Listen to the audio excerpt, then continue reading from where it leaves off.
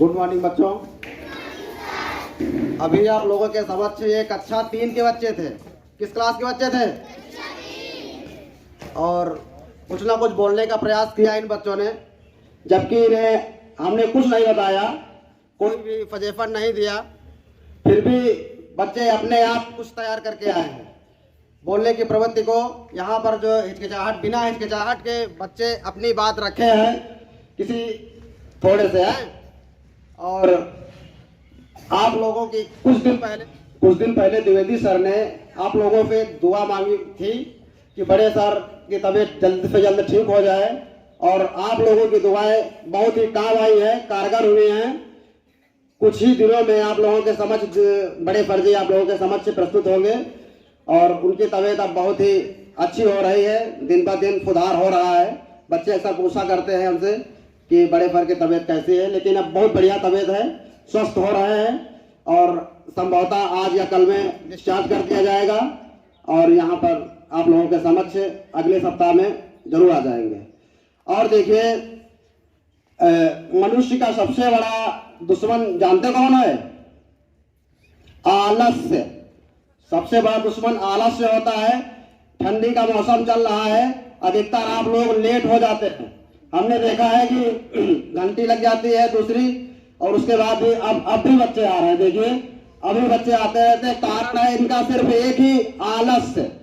जो सुबह उठते हैं, अरे अभी थोड़ा सा और वक्त हो जाए तो उठे, फिर तैयार होना है, अभी तो 9 बजे स्कूल जाना है। स्नान भी नहीं करते, किसी तरह मुंह धो लिया, मंजन किया, कि कुछ लोग मंजन भी नहीं करते हैं।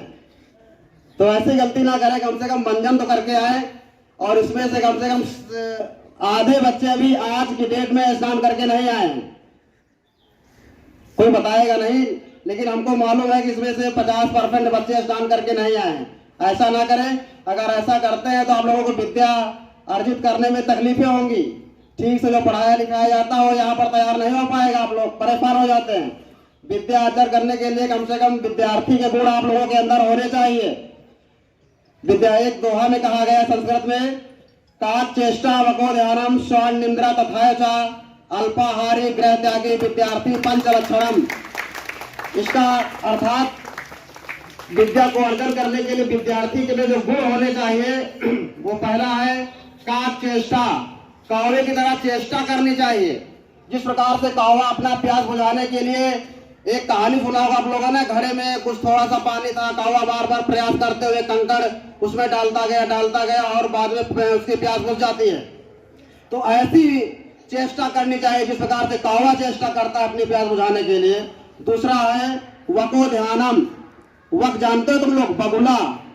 बगुला जो होता है तालाब में एक पैर पे खड़ा होकर के बड़े ही ध्यान पूर्वक अपनी शिकार करता है और भोजन की तलाश करता है। अगर ऐसी ध्यान पूर्वक अगर वो ना करे तो उसको भोजन मिलना आसान नहीं है। उसी प्रकार से आप लोग भी अगर विद्या को अर्जन करना है तो आप लोगों को ध्यान केंद्रित करना होगा, तभी आप लोगों को विद्या ग्रहण करने में कोई आसानी से हो सकती है।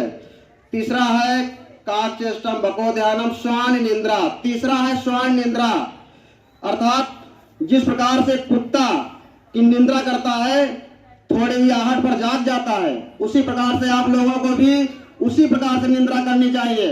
ऐसा ना हो कि सुबह 8 बजे तक सोते हैं, स्कूल जाने का समय हो गया है तो आप लोग परेशान जल्दी उठ जाते हैं। ऐसा नहीं, तुरंत एक आहट पर, मम्मी की एक आवाज पर आप लोगों को उठ जाना चाहिए और तत्काल विद्यालय के लिए या पढ़ाई के लिए तत्पर हो जाना चाहिए। अगला नियम है काक चेष्टा। क्या हो गया? क्या चेष्टा वको ध्यानम श्वान निंद्रा तथा च अल्पाहारी। अल्पाहारी यानी कि कम भोजन करने वाला।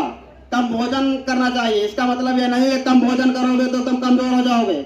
इसका मतलब है अति नहीं करना चाहिए। अति मीन्स ज्यादा भोजन नहीं करना चाहिए। ज्यादा भोजन करोगे तो आप लोगों को नींद सताएगी।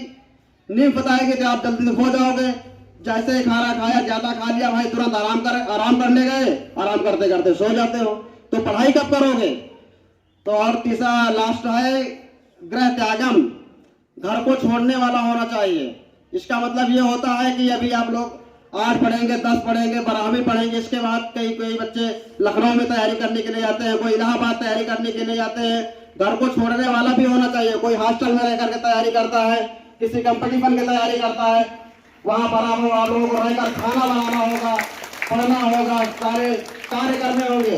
पता लगा आप लोग कुछ कार्य नहीं कर पा रहे हैं, खाना भी नहीं बना पा रहे हैं, घर छोड़ नहीं पा रहे, माया मोह फंसे रहते, हमारे मम्मी यहाँ है, पापा यहाँ है, भाई यहाँ है, इनको छोड़ना भी होगा, तभी आगे आप कुछ लक्ष्य प्राप्त कर सकते हैं पढ़ाई का। समझ रहे हो? जो हमने अभी एक श्लोक बताया, यही काल चेष्टा बको ज्ञानम स्वर्ण निद्रा तथा अल्पाहारी ग्रह त्यागी विद्यार्थी पंचलक्षणम, ये सारे लक्षण अपने ऊपर लागू करिए, तभी आगे आगे बढ़ा जा सकता है। ठीक, धन्यवाद।